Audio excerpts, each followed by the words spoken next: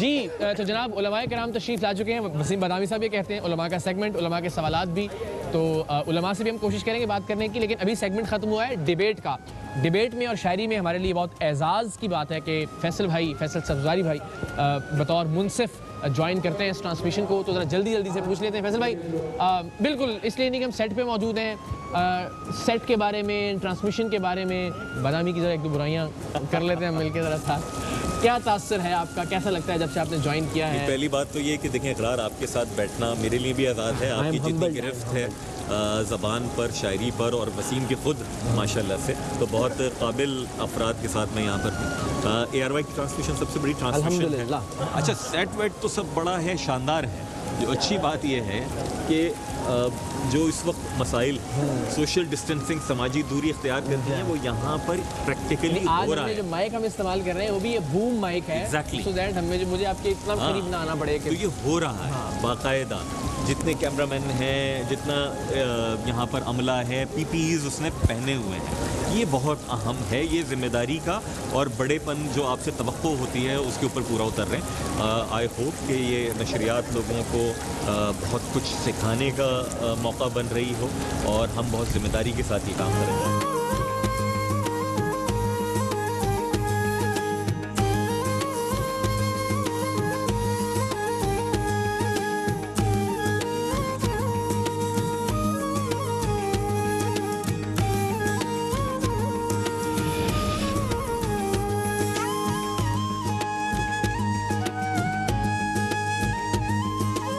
जी तो जनाब आज ये दूसरा दिन है जब हम आपको दिखा रहे हैं। बहुत सारी चीज़ें कल रह गई थी रिकॉर्ड करने वाली, बहुत सारे लोगों से बात नहीं हो सकी थी, तो आज हम वो ये काम करेंगे। हम आपको बता रहे हैं और दिखा रहे हैं कि किस तरह से शान रमज़ान ट्रांसमिशन और जीतो पाकिस्तान आप तक पहुँच रहा है। So sort of behind the scene.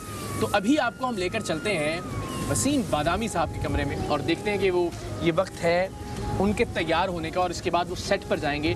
तो ज़रा छापा हर साल की तरह वसीम बादामी साहब के कमरे पर, आइए मेरे साथ।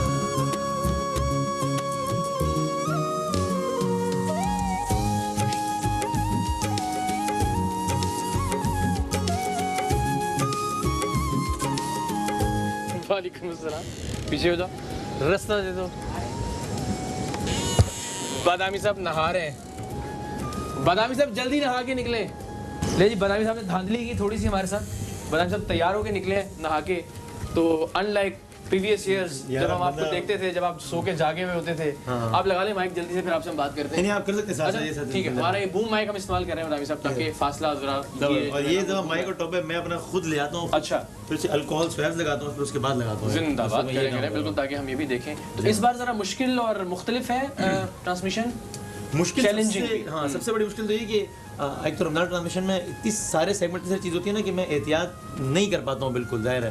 तो दोस्तों से कहता हूँ यार कोई माइक लगा दो, यार कोई पेपर दे दो, वो सारे काम खुद करने पड़ रहे हैं। एक पेपर जो है पहले वो स्प्रे होगा, फिर आएगा, माइक भी खुद साफ करना। तो और इसलिए कि आपकी अपनी एहतियात तो सही है, लेकिन आपसे बहुत सारे लोगों की एहतियात और सही है। हाँ, इसमें कि अपनी जाती उसके लिए कोई नहीं कर रहा, लेकिन ये है कि यार सारे लोगों से हमारा इंटरेक्शन भी है। बिल्कुल सही बात है। तो मतलब ये जो हमारा जो बेडरूम है जहाँ सोता हूँ, इसको अंदर बिल्कुल नो गो एरिया रखा हुआ है। यहाँ से मेरी टीम के 2 लोग हम बैठ के बस जो रिसर्च करते हैं वो वहाँ बैठते हैं, वरना फिर सब सारे लोगों से मिलना। ये वैसे कितनी एवरेज नींद होती है? हम हर बार ही पूछते हैं आपसे जरा। ये इस दफ़ा जो है वो तमाम शान रमज़ान के मुकाबले सबसे कम नींद हुई है। और उसकी वजह काम ज़्यादा है, क्योंकि इस दफ़ा हालात हाज़िरा के हिसाब से बहुत सारा कंटेंट तैयार करना है। तो बहुत सारी चीज़ें रमज़ान से पहले, रमज़ान के बाद ही जा सकती थी। तो हम एवरेज सोते हैं तकरीबन 9 बजे और 1 बजे उठते हैं। That is it. 4 घंटे। 4 घंटे। और बस फिर रात में आप ट्रांसमिशन के बाद 11 7:30 बजे फारिग होता हूँ ट्रांसमिशन से। तो फिर 11th आवर 8:30-9 बजे के आसपास रिकॉर्ड हो जाता है। 10-10:30 बजे कमरे में वापस आता हूँ, नमाज़ वगैरह पढ़ता हूँ, खाना खाता हूँ, तो 11-11:30 इफ्तार की सहरी की ट्रांसमिशन की तैयारी, 1:30-2 बजे नशरियात लाइव, 5 बजे ख़त्म, फिर नमाज वगैरह सारे को के 6 बज जाते हैं, फिर बैठने तैयारी करने तो उसमें 9 बज जाते हैं। या अल्लाह, ये तो मुझे अंदाजा इस तरह से है ना कि जैसे हमारी कोई टेलीथॉन होती है यूके यूएसए बीम पे, ज़ाहिर है पाकिस्तान के नाज़रीन तो वो देख नहीं सकते, वो भी सहरी से लेके ऑनवर्ड्स वो सारा रात में चल रही है।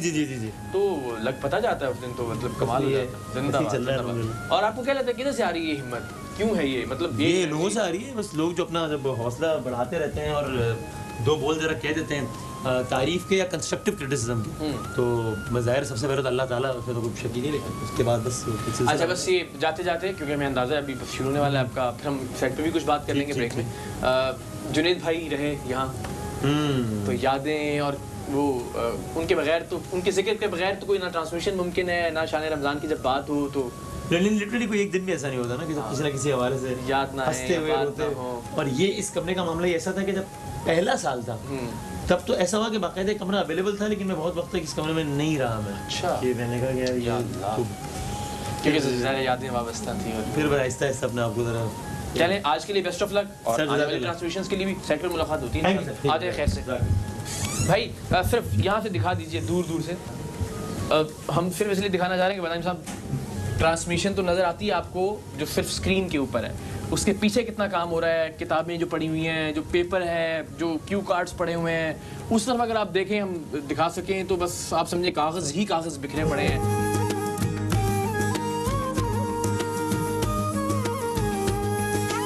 अच्छा जनाब, अभी माशाल्लाह कारी वहीद ज़फ़र कासमी साहब तशरीफ़ फरमा है। तिलावत कलाम पाक से आगाज़ होगा और हमारे नाख़ा हज़रात भी पहुँच चुके हैं। अस्सलाम वालेकुम, कैसे महमूद भाई? गुज़श्ता रोज़ आपकी बर्थडे थी, आपको सालगिरह बहुत बहुत मुबारक हो। मोहसिन भाई बस थोड़ा फासला रख के बस मास्क थोड़ी देर के लिए हटा लीजिए। जिंदाबाद, एहतियाती तदाबीर जितनी हम एहतियात कर सकते। इस बार कैसे मुख्तलिफ है हमारी नशरियात पिछले वर्षों से?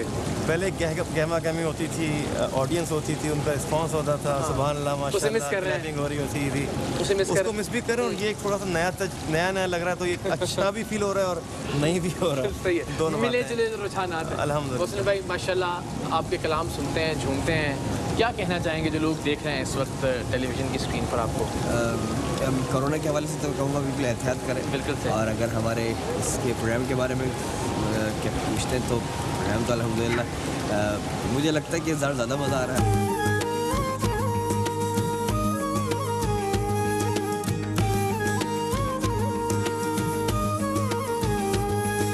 जी तो जनाब तकरीर का मुकाबला शुरू होने को है। हमारे जो पार्टिसिपेंट्स हैं वो आ चुके हैं और उनको एक एक बेंच पर दूर दूर रखा गया है और इनमें से बेशतर जो हैं उन्होंने ग्लव्स भी पहन रखे हैं ताकि वो जब माइक को छुएं या किसी भी चीज़ को छुएं वो खुद भी महफूज रहें और यहाँ का जो माहौल है वो भी महफूज रह सके। सो इस बार हिफाजत हिफाजत हिफाजत इस पर ज़रा ज़्यादा तवज्जो है।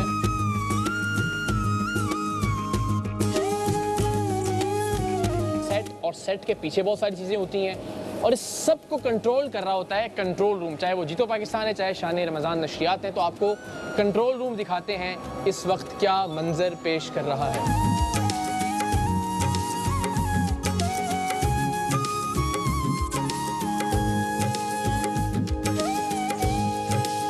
तो जनाब यहाँ पे कंट्रोल रूम आप देख रहे हैं, जितनी एहतियात की जा सकती है की जा रही है और इस वक्त नात खानी का मुकाबला जारी है और जीतो पाकिस्तान कैसे चल रहा है ये भी आपको भी थोड़ी देर में दिखाएंगे। फात भाई से भी आपकी मुलाकात करवाएंगे और ख़ास तौर पर ये कि जीतो पाकिस्तान के ब्रेक में फात भाई कहाँ होते हैं। पहले तो कंटेनर में पाए जाते थे, आजकल वो कहाँ होते हैं आपको दिखाते हैं।